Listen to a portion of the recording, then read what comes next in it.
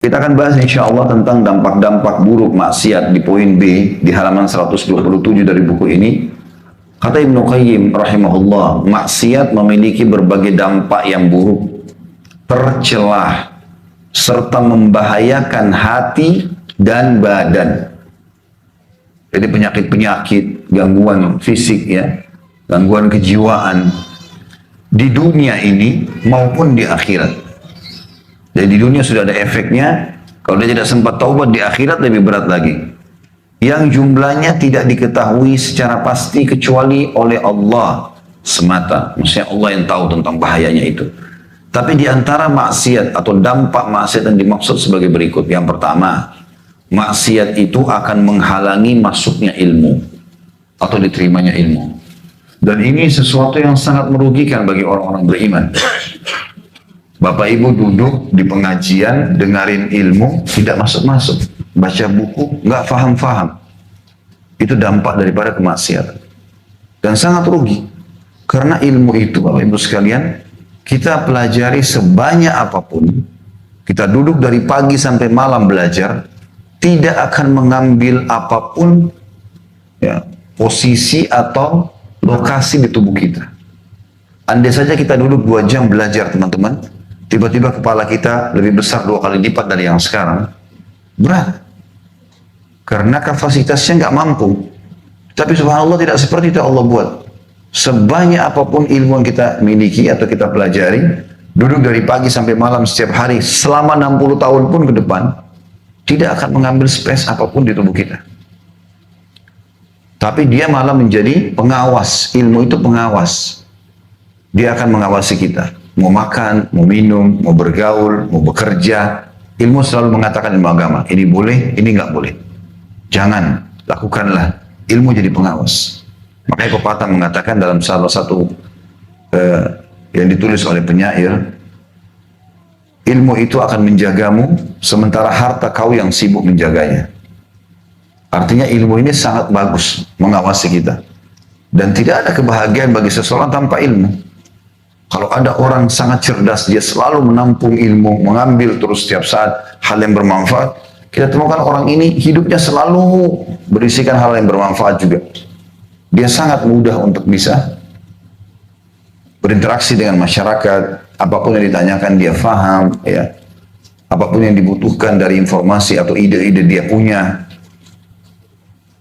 Ilmu ini juga teman-teman sekalian, kata para ulama, lebih dibutuhkan bagi seseorang dari makanan pada saat dia lapar, dari minuman pada saat dia haus, dari tempat tidur pada saat dia sedang capek dan ngantuk. Karena ilmu akan mengatakan makanan ini, minuman itu, tempat tidur ini yang boleh kau nikmati. Yang ini tidak boleh kau nikmati.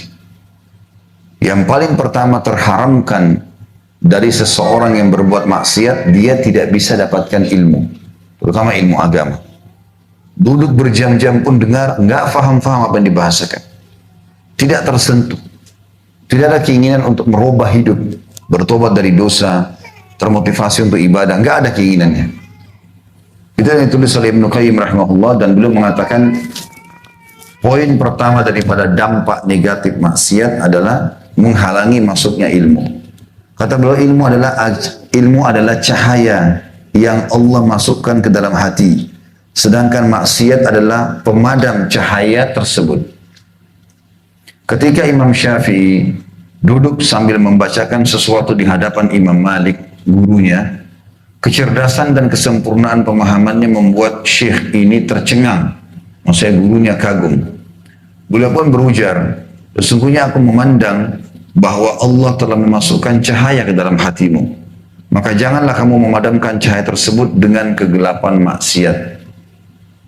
Imam Syafi'i juga pernah berkata dalam syairnya yang masyhur, syakautu ila waqi'i su'a hifdhi fa arsyadani ila tarkil ma'asi wa qala i'lam bi anna al-ilma fadl wa fadlullahi la yu'tahu 'asi.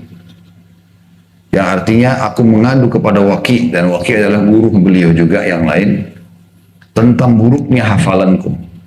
Setiap kali Imam Waqi' memberikan Imam Syafi'i ilmu, suruh hafal, susah sekali hafalnya. Maka beliau mengadu dan mengeluh kepada Imam Waqi'. Apa sebabnya nih? Setiap Anda kasih saya hafalan, pasti saya nggak bisa hafal. Susah sekali. Maka dia menasihatiku agar aku tinggalkan kemaksiatan. Dia pun berkata, Imam Waqi, ketahuilah, sesungguhnya ilmu itu adalah karunia, dan karunia Allah tidak akan diberikan pada orang yang bermaksiat. Ini tentu diambil dari Diwan Syafi'i di halaman 554. Jadi dampak pertama keburukan maksiat adalah tidak bisanya diterima ilmu itu. Kalau tidak salah pernah dinukil juga dari Imam Syafi'i setelah beliau mengamalkan wasiatnya gurunya Imam Waqi agar meninggalkan maksiat, maka beliau mengatakan, kalau aku sedang membuka buku, maka aku menutup sebelahnya. Karena kalau aku buka dua-duanya, aku bisa langsung menghafalnya. Jadi saking cerdasnya Imam Syafi'i rahimahullah dan jauhnya dari kemaksiatan, maka semua buku bisa dihafal. Ya. Ini sangat luar biasa. Berarti memang ilmu itu akan sangat sejalan dengan orang yang jauh dari kemaksiatan, dan sebaliknya ahli maksiat tidak akan pernah bisa menangkap ilmu itu. Dampak yang kedua, maksiat menghalangi datangnya rezeki, bangkrutnya usaha, susahnya dapat pekerjaan, tidak dapat keuntungan, ditipu bolak-balik oleh orang. Disebutkan dalam Al-Musnad, maksudnya Musnad Imam Ahmad, sungguh seorang hamba akan terhalang dari rezeki karena dosa yang diperbuatnya. Dikatakan sini hadis ini sudah disebutkan sebelumnya, maksudnya pernah dibahas sebelumnya. Sebagaimana takwa kepada Allah akan mendatangkan rezeki, maka meninggalkan takwa, maksudnya kepatuhan kepada Allah, akan menyebabkan kefakiran. Tidak ada yang dapat mendatangkan rezeki kecuali dengan meninggalkan maksiat.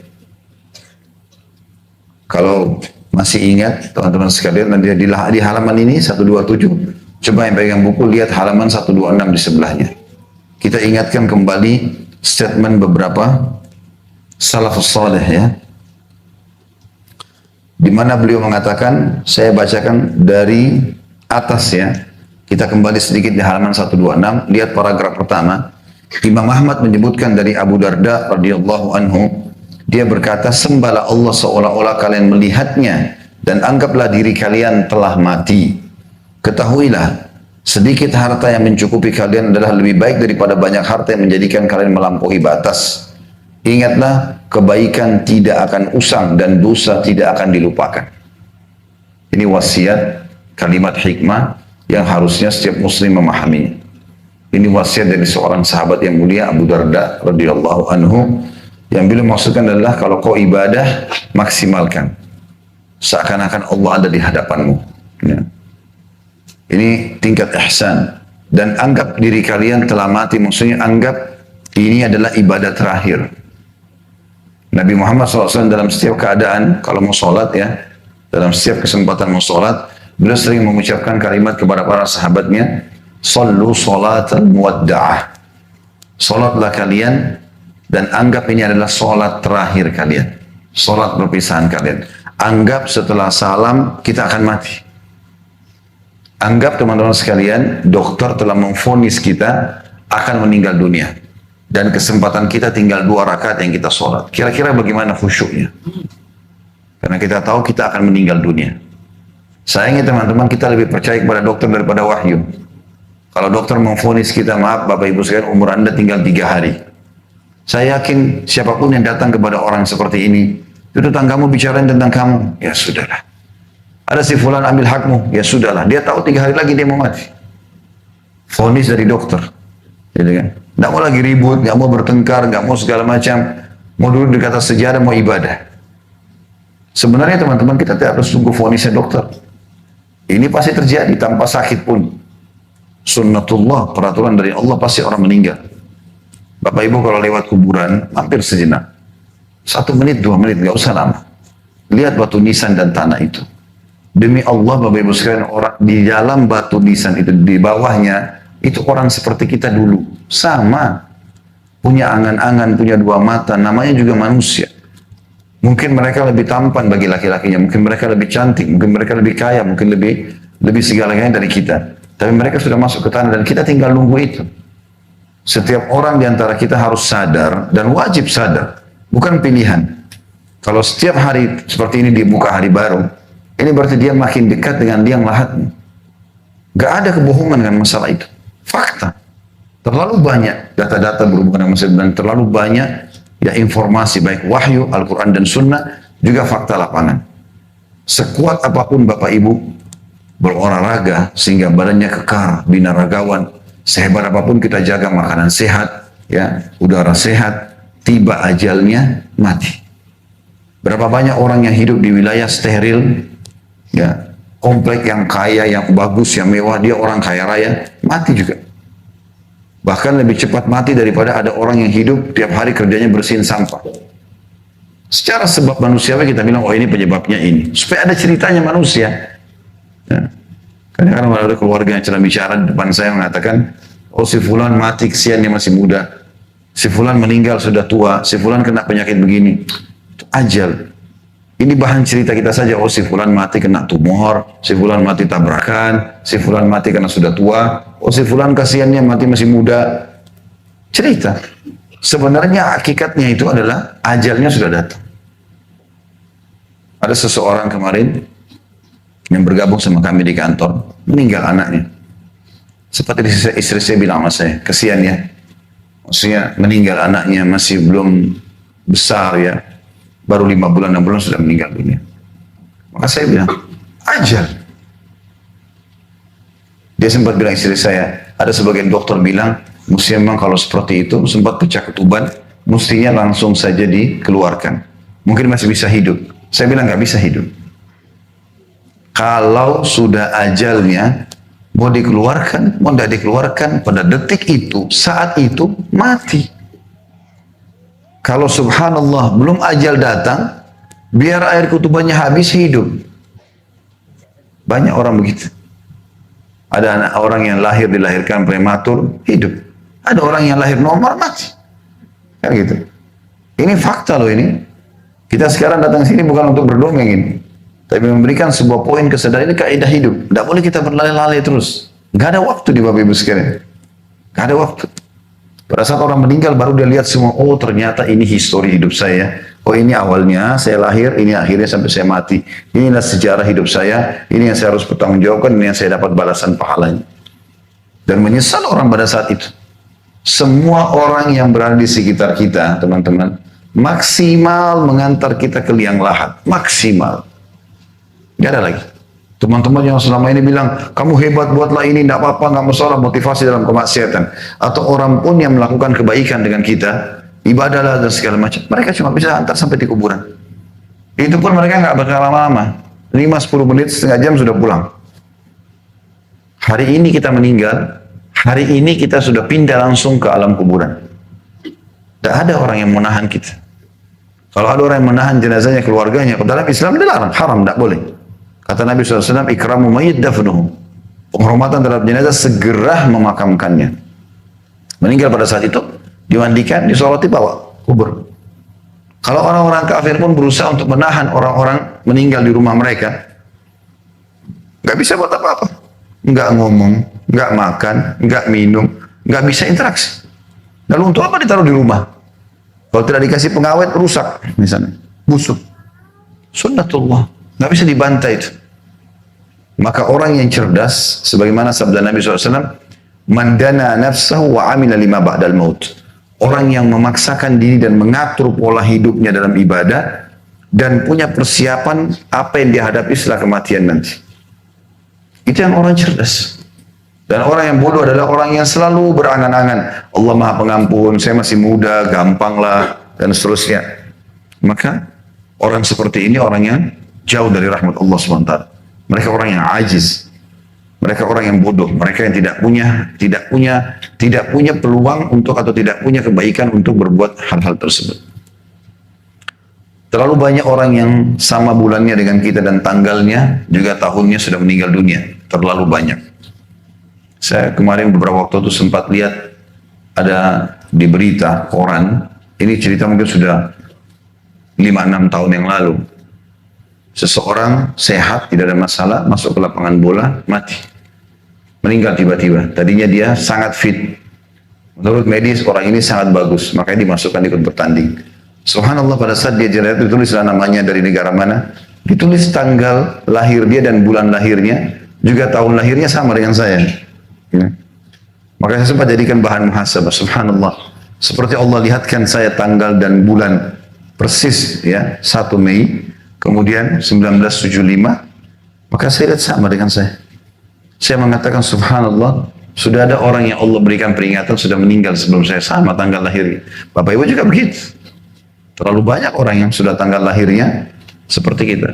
Anda yang punya anak-anak kecil, maka anak-anak kecil itulah tanda-tanda kematian kita. Karena dengan mereka sudah lahir, berarti sudah ada generasi yang akan menggantikan kita. Mulailah berpindah kepada muncul uban 1, 2, kulit mulai keriput, berubahlah raut baja, berubahlah postur tubuh. Itu normal semuanya. Akan menuju kepada itu semua. Jangan menyesal nanti terakhir, Bapak Ibu sekalian. Kemudian juga dikatakan di situ selanjutnya, seorang ahli ibadah melihat seorang bocah, lalu terpesona akan keelokannya. Dalam mimpinya didatangkanlah bocah tadi, seraya dikatakan kepadanya, kamu akan merasakan hukumannya atas perbuatan dosa itu selama 40 tahun. Demikianlah mereka, atau meskipun demikian dosa juga memiliki dampak yang terjadi secara spontan dan tidak ditangguhkan. Maksudnya, sekecil itu pun ada orang yang sempat lihat orang lain, anak kecil, dan dia terkagum lihat orang itu. Misalnya laki-laki lihat perempuan, anaknya masih kecil tapi dia kagum. Ini perempuan, kalau anak ini perempuan kalau besar nanti cantik nih, dan begitu dan begitu. Itu saja sudah cukup membuat dia sempat mimpi dan mendengarkan, karena itu kok akan ada hukuman selama 40 tahun. Allahu a'lam hukuman apa, kita tidak tahu. Tapi dampak dari dosa itu ada. Kemudian Sulaiman At-Taimi berkata, seorang pria berbuat dosa secara sembunyi-sembunyi, namun pada keesokan harinya dia merasakan kehinaannya. Jadi kadang-kadang kalau Allah sudah datangkan cobaannya, kita cuma bisa bilang, kok bisa? Kok bisa ya ini ditahu? Kok bisa ya itu ditahu? Padahal sebenarnya dia tidak sadari. Dosanya dialah yang membuat itu. Nah, kalau ada peluang, jangan lakukan, sudah, nggak perlu. Nggak ada masalah kok. Sekarang kalau kita lagi mau tidur malam, teman kita telepon, ayo kita ke diskotik ini yuk, karaoke, kita nolak. Kenapa? Rugi apa kita? Nggak ada rugi apa-apa. Malah tidur lebih sehat. Kita bisa minum susu segar, kita bisa baca zikir mau tidur. Istirahat, bangun sholat tahajud. Daripada meninggal dunia dalam kondisi su'ul khatimah. Saya kemarin dikirimkan oleh seorang teman cuplikan, ada seseorang pengurus masjid. Kalau nggak salah di daerah Bangladesh, ditangkap oleh CCTV lagi sholat tahajud sendirian. Masuk seperti orang biasa masuk ke musola malam hari, dia sholat sujud, ruku, nggak ada masalah. Begitu dia selesai salam, tiba-tiba dia sujud, terus meninggal dunia. Subhanallah, husnul khatimah Allah kasih. Bapak Ibu kalau sudah terbiasa dengan perbuatan baik, Allah akan tutup hidup kita dengan perbuatan baik itu. Jadi kalau ada seseorang yang merasa aibnya terbongkar, maka ketahuilah itu karena ada efek maksiat. Jadi nggak usah bilang kok bisa, udah selesai. Yang paling pertama Bapak Ibu lakukan, saya katakan resepnya, astagfirullah, lalu wa atubu ilaih. Perbanyak itu agar Allah tutupi, tidak berkembang lagi aib-aib itu. Selama Bapak Ibu jaga hubungan dengan Allah Subhanahu wa taala, insya Allah tidak akan dibongkar apa-apa. Allah akan tutupi, karena Allah itu salah satu sifatnya sitir, suka menutupi. Tetapi kalau orang sengaja melakukan kemaksiatan, maka Allah buka itu. Nanti kita dengarkan statement setelahnya ya. Yahya bin Mu'ad Ar-Razi juga berkata, aku heran dengan orang berakal yang memohon dalam doanya, ya Allah janganlah engkau menggembirakan musuh-musuh yang senang melihatku terpuruk, tetapi kemudian dia sendiri menggembirakan setiap musuhnya. Ada yang bertanya, bagaimana hal itu bisa terjadi? Yahya pun menjawab, orang itu bermaksud kepada Allah dan menggembirakan semua musuh pada hari kiamat. Ada orang, dia punya musuh misalnya, lalu dia mengatakan, ya Allah selamatkan aku dari keburukan orang-orang ini. Berdoa sama Allah. Tapi dia bermaksiat kepada Allah. Maka Allah jadikan musuh-musuhnya itu menjadi penyebab dia malah terhina. Makanya Umar bin Khattab kalau setiap kirim pasukan, ini tentu wasiat dari Nabi SAW, selalu mengingatkan, ingatlah, selalu saja kata Umar, jumlah kalian dibandingkan jumlah pasukan musuh lebih sedikit. Subhanallah, tidak pernah dalam sejarah jihad teman-teman, dari dulu walaupun sampai hari ini ada terjadi kayak di Palestina misalnya, tidak pernah pasukan jihad kita lebih banyak daripada musuh. Di perang Hunain, yang merupakan peperangan yang sangat besar, pasukan muslimin 12.000, itu berimbang dengan pasukan musuh 12.000, tapi tidak pernah lebih. Jumlah kita sudah umum lebih sedikit daripada musuh. Senjata kalian lebih sederhana daripada senjata mereka. Jadi secara jumlah kita kalah, secara senjata juga kita kalah. Kata Umar, yang membuat kalian unggul justru karena ketakwaan kalian kepada Allah. Kapan kalian bermaksiat kepada Allah, maka kalian akan dikalahkan oleh musuh kalian karena mereka lebih dari sisi jumlah, lebih dari sisi kekuatan senjata. Mereka pun bermaksiat, tapi kalian lemah dari sisi senjata, lemah dari sisi jumlah. Dan kalian bermaksiat, pastilah kalian kalah. Maka tidak ada yang mendatangkan kemenangan kecuali itu. Kemudian juga selanjutnya ini statement yang terakhir. Dzannun atau Nabi Yunus alaihissalam berkata, siapa yang mengkhianati Allah secara sembunyi-sembunyi, niscaya aibnya akan dibongkar olehnya secara terang-terangan. Siapa yang sengaja selalu buat dosa kepada Allah subhanahu wa ta'ala dan tidak mau taubat, maka Allah akan buka aibnya secara terang-terangan. Dan kalau sudah Allah buka, ini kita nggak bisa nolak. Kita membuat apa? Tiba-tiba tersebar foto kita, tiba-tiba tersebar berita kita, tiba-tiba ini dan itu. Kita nggak bisa buat apa. Kita cuma bisa menyesal, malu.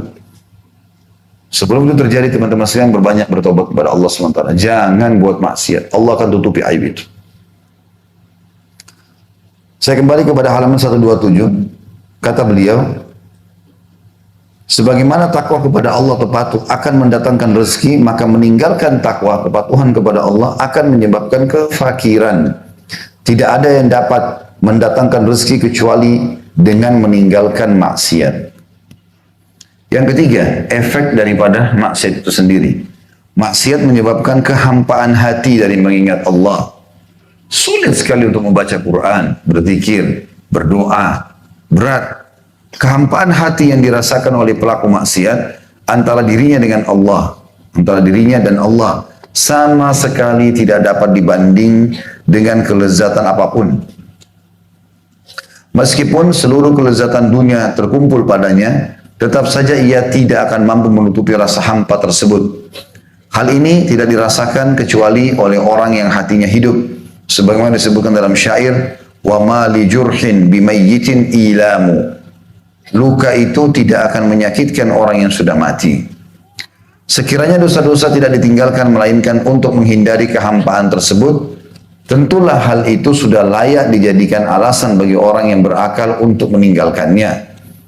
Ada yang mengadu kepada sebagian orang yang arif tentang kehampaan yang dirasakannya dalam jiwa. Lalu pengaduan itu ditanggapi dengan syair berikut. Idza kunta qad awhashatka dzunub fada'ha idza syi'ta wasta'nis. Bila engkau telah merasakan hampa karena dosa, maka tinggalkanlah ia jika kamu mau dan raihlah kebahagiaan. Tidak ada yang terasa lebih pahit bagi hati daripada kehampaan yang disebabkan dosa di atas kita. Wallahu musta'an, kata beliau. Allah musta'an maksudnya Allah tempat kita meminta pertolongan. Ada satu hal teman-teman yang dititik beratkan dari poin ini.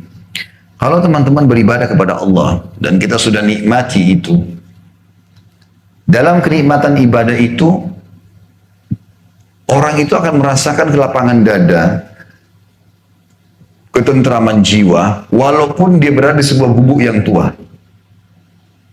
Ada kita temukan orang, saya pernah temui orang, tiap hari kerjanya di masjid, Masya Allah, di Surabaya waktu itu. Saya kenal, saya sempat tinggal 2-3 tahun waktu itu di sana.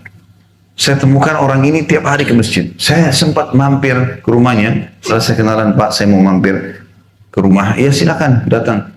Tapi dia seperti sedikit agak malu gitu kan. Cuma dia bilang, tapi Pak Ustadz bagaimana? Tidak apa-apa, saya mau datang ke rumah Bapak. Gitu. Saya datanglah ke rumah dia. Subhanallah, rumahnya itu di pinggir kanal. Semua dari kayu, dan kayu ini mungkin kalau saya pun dorong rubuh gitu. Jadi bukan cuma sekedar gubuk biasa. Tetapi subhanallah, saya masuk, saya duduk melantai sama dia di tanah. Saya merasakan masuk rumah itu ketentraman hati, saya sendiri tenang. Kelihatannya walaupun cuma tanah, nggak ada lapisan, nggak usah kita bicara masalah granit, batu aja nggak ada tanah.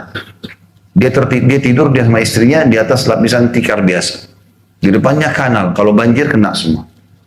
Pancinya tua, semua piring-piringnya kelihatan tua gitu. Apa adanya dia hidup sama istri. Sudah bertahun-tahun begitu. Tapi subhanallah, saya orang ini selalu bahagia. Sampai saya tanya, Pak, Bapak pernah ngalamin masalah sama istri? Dia bilang, Alhamdulillah Ustaz, 20 atau 23 tahun saya menikah, belum pernah saya ribut sama istri saya sekalipun. Tidak pernah ribut dalam rumah tangganya. Allah subhanahu wa ta'ala berikan itu. Tentraman jiwa. Jadi walaupun rumahnya gubuk, lapang luar biasa gitu. Saya juga pernah, subhanallah, Allah pertemukan dengan orang yang sangat mampu. Punya rumah, kita udah susah untuk menilai rumah ini atau mencari celah murahnya. Semuanya mahal. Dari catnya, dari lampunya, dari semuanya mahal. Kita lihat sini, ini mewah, ini mewah, ini mewah. Tapi subhanallah, duduk, ya, itu dalam kondisi meja penuh dengan makanan, tapi nggak bisa makan. Kenapa? Sakit. Tamu semua makan enak, dia nggak bisa makan. Ada yang didorong sama kursi roda. Ada yang matanya sudah rabun, ada yang stroke. Kekayaan dia rasakan cuma sekian tahun, sakitnya lebih berat daripada kebahagiaannya dulu. Lebih banyak itu waktunya. Subhanallah, di sini yang dimasukkan dengan poin ini. Ada satu celah dalam hati yang orang banyak tidak sadari. Ibadah kepada Allah SWT adalah ketentraman hati. Dan orang pasti punya kehampaan dalam hatinya kalau dia tidak melakukan itu. Maksudnya, semua orang ya, ada pernah orang yang saya pas naik pesawat waktu itu. Kemudian ada yang sempat mengatakan kepada saya, datang seorang petugas pesawat mengatakan, seorang bapak, ada yang saya mau tanyakan Ustaz. Baik, silakan. Baru beberapa hari yang lalu, waktu saya berangkat itu hari, kemudian dia mulai bertanya masalah hukum agama, masalah rumah tangga, masalah segala macam, saya jawab.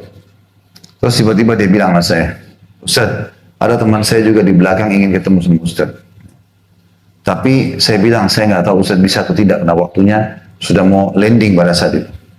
Terus dia bilang, tapi saya heran Ustaz, begitu dia lihat Ustaz, dia langsung nangis di belakang, belum bicara apa-apa, dan dia bilang, tolong sampaikan kepada Ustaz saja. Kenapa ya? Walaupun uang saya melimpah, ada pekerjaan, secara fisik nggak ada kekurangan, tapi ada kehampaan hati rasanya.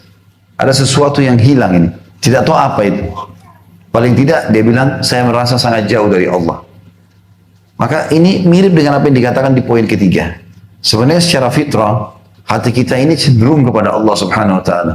Cuma banyak orang yang tidak mengetahui kalau itu yang sedang dibutuhkan oleh hatinya. Oleh karena itu sekali lagi kalau kita kembali kepada ibadah, pasti kita akan rasakan ketentraman teman-teman.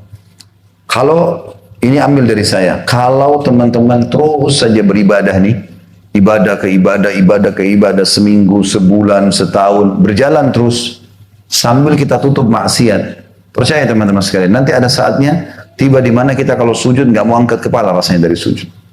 Nyaman rasanya bicara sama Allah itu.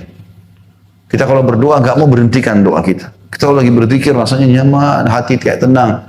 Kita kalau sudah membaca Quran nggak mau berhenti, mau baca terus, baca ayatnya. Sayang rasanya kalau ada yang panggil pun nanti sebentar, tanggung nih. Ada perasaan itu. Makin terus kita dekatkan sama Allah, makin banyak datang perasaan seperti itu. Sampai pada tingkat nanti kita lihat sesuatu fenomena biasa saja, sudah nangis. Misalnya kita lihat orang mati, ya Allah gimana ya kalau saya mati begitu. Atau orang yang ibadah, ya Allah kenapa saya nggak bisa buat ya. Terus begitu tuh, ada perasaan-perasaan itu muncul. Dan ini tidak bisa, ini terharamkan bagi orang yang melakukan kemaksiatan. Tidak bisa dirasakan. Dia malah heran, kok orang ini bisa nangis ya.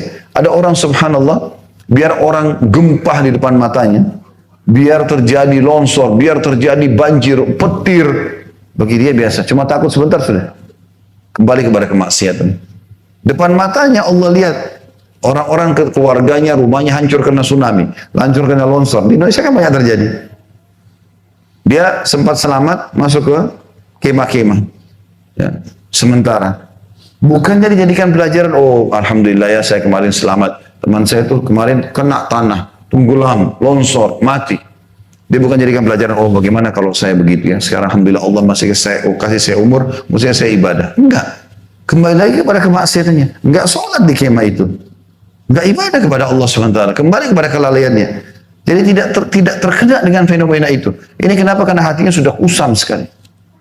Kalau orang hatinya sudah bercahaya dengan iman, ya, sering beramal soleh, maka fenomena sedikit saja terjadi, udah cukup membuat dia tersentuh. Ada subhanallah pernah jemaah umrah saya, lagi tawaf gitu. Sementara tawaf. Kemudian kami jalan, tawaf pertama, tawaf kedua. Tawaf ketiga tiba-tiba bapak itu sebelah saya nangis-nangis itu. Saya tanya, kenapa Pak nangis? Gak tahu Ustaz, kayak pengen aja nangis. Melihat Ka'bah ini kayak terharu gitu. Kayak rasanya Allah memanggil saya datang ke sini secara khusus gitu. Ini tidak muncul teman-teman sekalian kalau selama hati orang masih kotor. Ini justru karena hatinya bersih, muncul seperti itu. Ini yang dimaksudkan dengan poin ketiga. Jadi sebenarnya kita punya dalam jiwa keinginan untuk dekat dengan Allah Subhanahu wa taala, tetapi itu akan hilang karena kemaksiatan yang dikerjakan oleh seseorang. Wa na'udzubillah. Yang keempat, maksiat membuat pelakunya asing di antara orang baik. Mereka terasing dari orang lain. Pasti dialami, merasa terasing dari orang lain, pasti dialami pelaku maksiat, terutama terhadap orang-orang baik di antara mereka. Jika keterasingan itu menguat, dia pun makin jauh dari mereka. Akibatnya orang itu tidak dapat memperoleh berkah dengan manfaat atau mengambil manfaat dari orang-orang soleh tersebut. Pelaku maksiat ini pun semakin dekat dengan hizbus syaitan atau golongan syaitan, sesuai dengan kadar jauhnya dari hizbur rahman atau golongan Allah. Rasa terasing ini akan bertambah kuat, bahkan semakin merajalela, sampai-sampai mempengaruhi hubungannya dengan istri, anak, kerabat, bahkan terhadap jiwanya. Hingga kamu melihatnya merasa asing meskipun terhadap diri sendiri. Sebagian salaf berkata, aku pernah bermaksiat kepada Allah, lalu kurasakan bahwa kemaksiatan itu mempengaruhi tingkah laku istri dan hewan tungganganku. Jadi teman-teman sekalian, di muka bumi ini cuma ada dua golongan, orang baik, orang jahat. Jadi, kalau orang di tengah-tengah ini berarti dia cenderung kepada orang jahat, karena dia masih buka pintu kejahatan.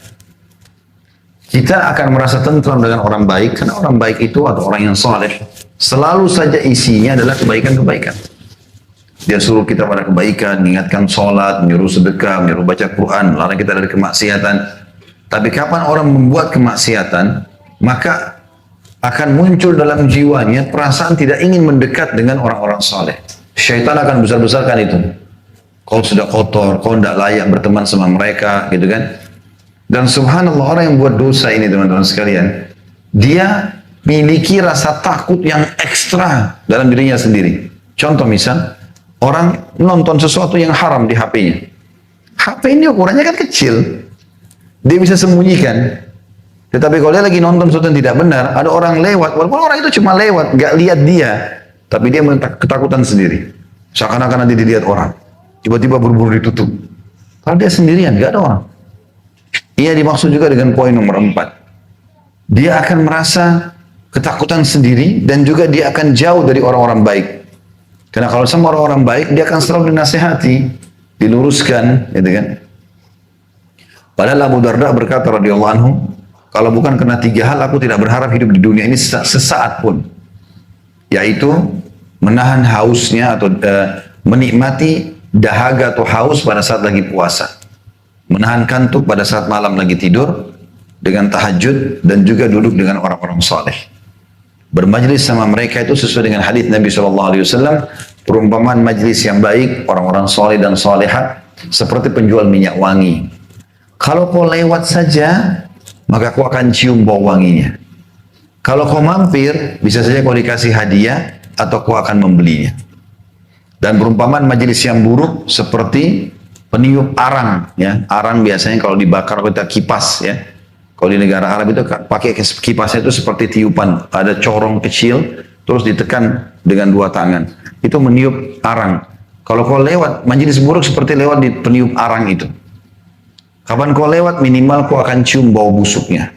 Ada bau tidak enak, kata Nabi SAW. Kalau kau mampir, bajumu bisa terbakar dengan serpian apinya. Nabi SAW sudah kasih perumpamaan itu. Dan orang-orang soleh ini teman-teman, kalau kita bermajlis dengan mereka, sering berteman sama mereka, interaksi sama mereka, pertama kita akan malu berbuat maksiat kalau jalan sama mereka. Mereka kayak jadi tameng sendiri buat kita. Jadi mirip dengan kita menggunakan busana muslim. Itu membuat jadi tameng sendiri. Kita jadi malu buat maksiat dengan kopiah, dengan jilbab gitu kan. Sebagaimana juga kalau jalan dengan orang-orang solehin. Dan jauh dari mereka justru jadi masalah. Nah, kapan kita jauh kayak kita lost control. Nah, kita berada di komunitas juga yang soleh, di negara Islam. Jauh dengan kalau kita berada di negara kafir misalnya. Yang lebih terbuka untuk berbuat pelanggaran-pelanggaran agama. Yang kelima, maksiat membuat semua urusan dipersulit. Kata beliau, tidaklah pelaku maksiat melakukan satu urusan, melainkan dia akan menemui berbagai kesulitan dan jalan buntu dalam menyelesaikannya. Demikianlah faktanya. Sekiranya orang itu bertakwa kepada Allah, niscaya urusannya dimudahkan olehnya. N-nya besar kata ganti Allah. Begitu pula sebaliknya, siapa yang mengabaikan takwa, niscaya urusannya akan dipersulit olehnya. Alangkah mengherankan bagaimana mungkin seorang hamba Allah menyaksikan pintu-pintu kebaikan dan kemaslahatan tertutup serta jalan-jalannya menjadi sulit tetapi dia tidak mengetahui dari mana asalnya. Poin ini sudah sempat saya singgung tadi ya. Kapan Bapak Ibu buka kemaksiatan, pastikan sudah banyak pintu-pintu kebaikan yang Bapak Ibu tutup. Sekali dosa saja, walaupun kecil. Kalau Bapak Ibu buka lagi 2, maka 3, 4, 5 hari, 6 hari, 7 hari, seminggu, sebulan, setahun, naudzubillah kumpul kebo, berzina, mabuk, menipu, segala macam, maka akan lebih banyak sekali pintu-pintu kebaikan yang Anda tutup. Banyak sekali. Termasuk baktinya anak-anak ya, termasuk apa saja. Sampai sebagian salafus saleh itu selalu tersenyum dan bersyukur kepada Allah di setiap kegiatan kebaikan yang sedang bersama dia. Misal, istrinya sedang berbicara santun dengan dia, atau suaminya, atau istrinya sedang melayani makanan, atau anak-anaknya menunjukkan ingin berbakti dengan dia. Semuanya itu adalah nikmat Allah yang diberikan justru karena ketaatannya. Dan kapan ada sesuatu yang berubah dari itu saja, sudah cukup untuk membuat mereka bertobat dan istighfar. Karena memang itu efek daripada dosa kita. Yang keenam, maksiat menghadirkan kegelapan di dalam hati pelakunya. Pelaku maksiat merasakan kegelapan di dalam hatinya sebagaimana merasakan gelapnya malam jika telah larut. Kegelapan karena maksiat ini di dalam hatinya bagaikan gelapnya ruangan bagi matanya. Ketaatan adalah cahaya dan maksiat adalah kegelapan. Apabila kegelapan menguat, maka kebingungan juga bertambah sehingga pelakunya terjatuh dalam berbagai bid'ah dan perkara yang membinasakan. Sedangkan ia tak atau tidak menyadarinya. Keadaannya seperti orang buta yang berjalan keluar sendirian pada malam yang gelap gulita. Kegelapan maksiat akan menguat hingga terlihat di mata, lalu menguat lagi sampai menyelimuti wajah dan menjadi tanda hitam hingga setiap orang mampu melihatnya. Abdullah bin Abbas radhiyallahu anhu berkata, sungguh kebaikan mempunyai sinar di wajah. Jadi setiap kita lihat sesuatu itu bercahaya. Gitu kan? Kadang-kadang walaupun orang itu berkulit hitam, subhanallah kita bisa lihat cahaya itu. Kami tahu dulu ada teman-teman kami di kampus di Madinah dari Afrika, kulitnya hitam. Tapi subhanallah kita pada saat ketemu nyaman berbicara sama dia. Kalau ngobrol sama dia nyaman, kita nggak mau berhenti. Melihatnya aja sudah suatu kebahagiaan buat kita. Gitu kan? Pada orang yang berkulit hitam, subhanallah saya temukan, saya coba tadi tahu kepada beberapa teman-teman orang Saudi yang sekelas dengan dia, gitu kan? Kebetulan dia fakultas hadis, saya fakultas dakwah. Lalu kemudian saya tanya, bagaimana sih fulan itu? Lah, Masya Allah nggak pernah ketinggalan sholat malamnya. Setiap jalan selalu zikrullah. Ramah sekali sama orang kalau ketemu itu, apa kabar? Baik, Masya Allah. Komlaut nomor 1 terus dia. Allah SWT berikan dia karunia itu. Abdullah bin Abbas, sahabat Nabi yang mulia radhiyallahu anhu berkata, sungguh kebaikan mempunyai sinar di wajah, cahaya di hati, kelapangan dalam rezeki, kekuatan pada tubuh, serta cinta di hati para makhluk.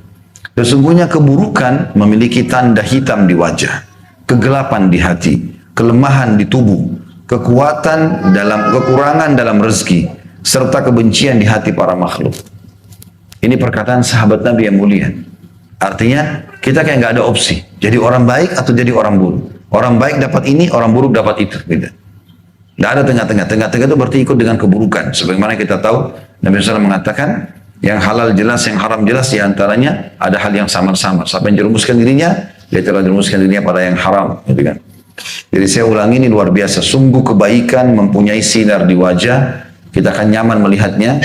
Cahaya di hati. Selalu hatinya cerang benderang dan bisa memandunya dalam kebaikan, kelapangan dalam rezeki, terbuka segala rezeki untuk kebutuhannya, kekuatan pada tubuhnya, umur sekian tidak pernah sakit, Masya Allah.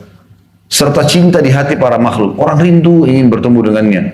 Orang mengikutinya, orang mencari tahu tentang dia. Sesungguhnya keburukan memiliki tanda hitam. Walaupun dia berkulit putih, kelihatan kayak ada tanda hitam, ya. Kegelapan di hatinya, dia tidak tahu harus berbuat apa. Karena tidak ada ide. Kelemahan di tubuh, selalu ada penyakit ini, penyakit itu. Kekurangan dalam rezeki, dan juga kebencian di hati para makhluk. Yang ketujuh, dampak maksiat. Maksiat melemahkan hati dan juga badan. Dampak buruk maksiat, tentu tadi ada disinggung sedikit di sebelumnya ya, tapi di poin nomor 6 itu, lebih tepatnya mendatangkan kegelapan dalam hati. Maksudnya, sumpah, suntuk, tidak punya ide, ya, itu muncul. Yang ketujuh, maksiat melemahkan hati dan badan. Ini secara fisik. Dampak buruk maksiat dengan melemahnya hati merupakan perkara yang tampak dengan amat jelas. Bahkan akan senantiasa memperlemahnya hingga berhasil memadamkan cahaya hati secara keseluruhan. Adapun pengaruh maksiat yang melemahkan badan dikarenakan kekuatan seorang mukmin adalah bersumber dari hati. Jika hatinya kuat, badannya juga kuat. Jadi teman-teman, sebenarnya kekuatan yang ada itu di hati atau di ruh seseorang. Kalau ada orang selalu dulu di majelis ilmu, selalu beribadah, walaupun maaf badannya kecil, kurus, kita akan temukan jiwanya besar, kuat. Hamparan atau hantaman angin sekuat apapun dalam kehidupan dia bisa lalui. Mau lapar, mau kesusahan, semuanya jadi mudah bagi dia. Tapi kalau ada orang subhanallah badannya yang dijaga, ya dengan penampilannya tapi ruhnya atau hatinya ini kusut, tidak ada keimanan, maka sedikit dihantam dengan cobaan maka habislah dia. Kata beliau, adapun orang yang berdosa adalah orang yang paling lemah ketika dibutuhkan, meskipun memiliki tubuh yang kuat. Kekuatan tersebut justru tidak hadir pada saat dirinya benar-benar membutuhkan. Perhatikanlah kekuatan tubuh kaum Persia dan Romawi yang justru melukai diri mereka sendiri pada waktu mereka benar-benar membutuhkannya, hingga mereka dikalahkan oleh orang-orang beriman dengan kekuatan hati dan tubuh mereka. Waktu pasukan Islam teman-teman masuk ke wilayah Romawi di tahun 15 Hijriah di zaman Umar bin Khattab radhiyallahu anhu pergi ke negeri Syam. Itu pasukan Romawi terkenal tidak bisa masuk sebagai satu prajurit kecuali sudah dites tingginya harus sama, postur tubuhnya kekar, latihan ngangkat dorong batu lah, inilah segala macam. Itu dilatih luar biasa. Itu juga dengan Persia. Persia lebih kekar-kekar lagi, lebih besar-besar lagi. Di tahun 16 pasukan muslimin berhasil menembus Persia. Di dua wilayah besar ini teman-teman sekalian, pasukan yang bergabung dengan umat Islam. Anda tahu waktu itu Umar bin Khattab mengiklankan jihad untuk siapa? Untuk seluruh muslimin. Datanglah orang tua, anak-anak, anak remaja, datang semua. Mereka belum punya keterampilan perang sebelumnya. Bergabung dengan pasukan muslim. Pasukan yang dikirim tahun 15 Hijriah ke wilayah negeri Syam, yang dipimpin oleh Abu Ubaidah bin Jarrah radhiyallahu anhu dan Khalid bin Walid radhiyallahu anhu jemain, itu terdiri dari 12.000 pasukan. Yang diserang ini 250.000 pasukan. Tak bisa ketemu ini. Karena kalau 250.000, 10%-nya saja 25.000. Pasukan umat Islam masih setengahnya itu. Jadi cuma 5% saja. 12 ribuan. Tapi subhanallah dengan besarnya hati dan jiwa mereka menembus Romawi. Takluk. Mereka lari meninggalkan kancah peperangan. Karena dengan kejiwaan yang besar dan iman ini, mereka mengejar kematian itu, ingin mati.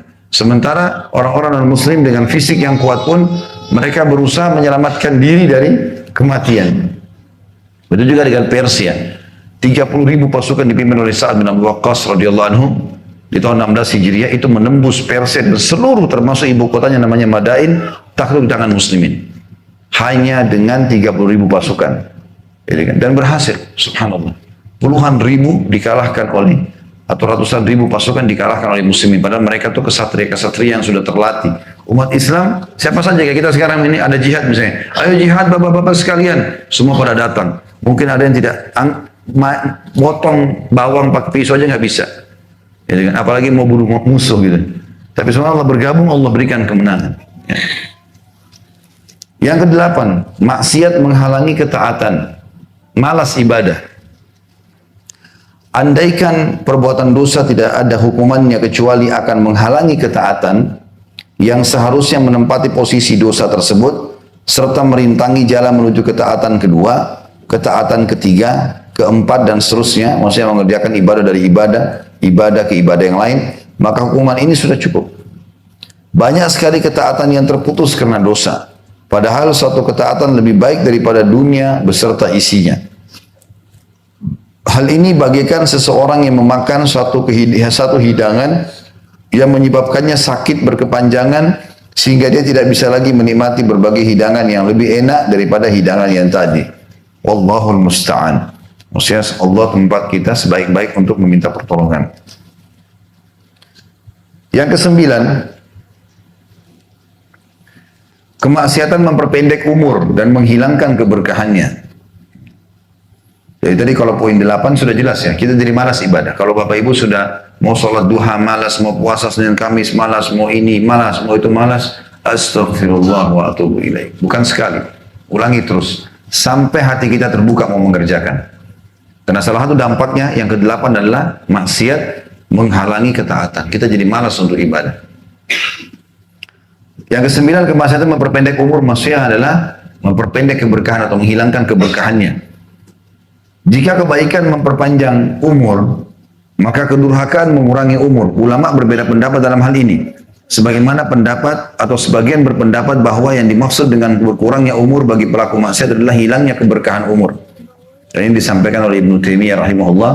Beliau pada saat menjabarkan sabda Nabi SAW, siapa yang ingin dipanjangkan umurnya, diluaskan rezekinya, maka dia melanjutkan hubungan silaturahim. Maka di sini pertanyaannya, apakah berarti kalau dia silaturahim dari 70 tahun Allah tentukan di Lauhil Mahfuz berubah jadi 75? Bukan, kata beliau. Karena memang apa yang ditulis di Lauhil Mahfuz dalam hadis Bukhari tidak akan berubah. Ya, kata Nabi SAW, sesungguhnya semua sudah dicatat di Lauhil Mahfuz dan pena yang dipakai untuk menulis dan tinta yang dipakai untuk menulis sudah atau tulisannya sudah kering, tidak akan berubah lagi di Lauhil Mahfuz itu. Maka berarti kalau ditentukan dari dulu kita sebelum lahir 70 tahun umur tidak akan bertambah. 70 tahun saja. Lalu bagaimana memahaminya? Hadis tadi mengatakan akan dipanjangkan umurnya, kata Ibnu Taimiyah Allah dipanjangkan keberkahannya. Jadi kalau si A suka silaturahim, si B tidak suka silaturahim. Yang satu suka, yang satu tidak suka silaturahimnya. Nanti hubungan dengan kerabat. Maka kita temukan kalau si A sama si B sama-sama dikasih umur 70 tahun oleh Allah, atau sampai 70 tahun kita akan temukan si A sudah banyak bangun masjid, sudah banyak punya anak yatim, sudah banyak yang dilakukan ketaatan-ketaatan. Sementara si B tidak lakukan itu. Itu maknanya keberkahan umur. Jadi walaupun umurnya sama tapi lebih banyak amal yang sudah dia raih. Ya. Pernyataan inilah kata beliau yang benar karena ia merupakan sebagian akibat dari maksiat. Sebagian lagi berpendapat bahwa kemaksiatan memang benar-benar mengurangi umur. Sebagaimana halnya maksiat mengurangi rezeki. Allah menjadikan banyak sebab yang mampu menambah dan mengurangi keberkahan rezeki. Maka itu keberkahan dalam umur juga mempunyai banyak sebab yang mampu menambah dan menguranginya. Mereka berpendapat penambahan dan pengurangan umur dengan berbagai sebab bukanlah perkara yang tidak bisa diterima. Sebab rezeki, usia, bahagia, derita, sehat, sakit, kaya dan miskin hadir sesuai dengan ketetapan Allah Subhanahu wa taala. Namun Dia Allah menetapkan apa saja yang dikehendaki tersebut dengan berbagai sebab yang memang dibuat mengarah kepada terjadinya akibat. Golongan yang lain juga berkomentar maksiat dikatakan mengurangi umur karena hakikat kehidupan sebenarnya adalah hidupnya hati. Oleh karena itu Allah menyebut orang-orang kafir sebagai orang mati walaupun mereka tetap hidup, ya. Mereka mati atau sebagai orang mati tidak hidup sebagaimana firman-Nya amwatun ghairu ahya dalam surah An-Nahl ayat 21, berhala-berhala itu benda mati dan tidak hidup. Atau makna lainnya adalah orang-orang kafir itu adalah hidup tapi seperti orang mati. Jadi pada hakikatnya yang dimaksud dengan kehidupan adalah hidupnya hati. Sebab seberapa lama hati itu hidup, maka sepanjang itulah umur manusia. Ia tidak lain hanyalah waktu-waktu yang dipergunakan untuk mengingat Allah. Pada saat itulah takwa dan kebaikannya bertambah. Inilah hakikat umur yang tiada lagi umur selainnya. Jadi poin ini sebenarnya dititikberatkan oleh beliau tentang masalah pengaruhnya dalam kejiwaan. Kalau seandainya orang berbuat kemaksiatan, maka dia merasa sulit untuk melakukan ketaatan-ketaatan sehingga dianggap seperti orang mati. Tidak ada nilainya lagi kehidupannya. Mirip dengan sabda Nabi SAW, rumah yang dipakai sholat dengan tidak dipakai sholat seperti, atau rumah yang ada dipakai zikrullah dengan tidak zikrullah adalah seperti orang mati dan orang hidup. Walaupun di dalamnya orang-orang hidup, tapi kalau tidak pernah zikrullah maka dianggap mati, karena tidak ada manfaatnya bagi mereka. Orang mati artinya tidak ada manfaat lagi dalam kehidupannya.